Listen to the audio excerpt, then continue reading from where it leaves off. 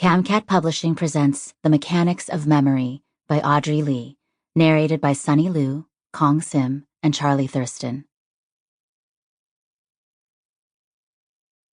To Sam and Rebecca, who, despite knowing all my stories, still managed to love me unconditionally. I do believe you think what now you speak, but what we do determine, oft we break. Purpose is but the slave to memory.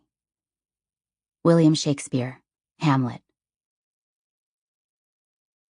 1 year ago. Never forget. Come with me, Luke said, before it all disappears. He leaned across the kitchen counter and pushed at the lid of her laptop. Hope swiveled in the turquoise kitchen stool, feet hooked in the rungs.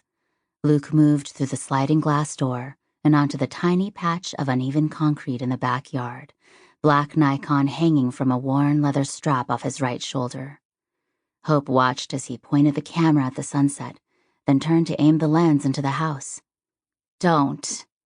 Hope covered her face with a laugh. Yuck. Then get over here. He waved at her. It's magnificent. Hope slid off the stool, grabbing 2 lowballs and a bottle of single malt from the counter. The desert sunset was spectacular. Shimmering sheets of fuchsia and amethyst were splashed across the scarlet sky, palm trees and rough mountain peaks silhouetted against it. And above their outline, a moon so luminous it may well have been dipped in gold, hung lower than seemed possible. Without meaning to, Hope reached out to touch the moon.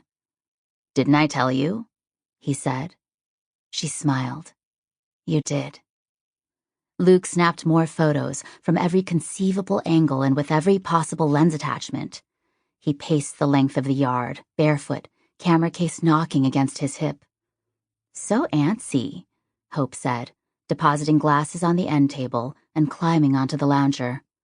"Stay, just like that," he said. He pointed the Nikon at her, shutter clicking like gunfire. "You could simply enjoy the sunset, you know," Hope said. "We could enjoy it together." Luke set the camera on the table and reached for the bottle. The Macallan sounded a hollow pop of anticipation as it opened. Hope swung her legs over his as he handed her a glass and settled in. Her toenails were painted dark blue this week, fresh from a pedicure with Charlotte this morning. Luke didn't care for her nail polish choices, especially when she went blue. Corpse toes, he called them. "Tomorrow you'll be..." Sample complete. Ready to continue?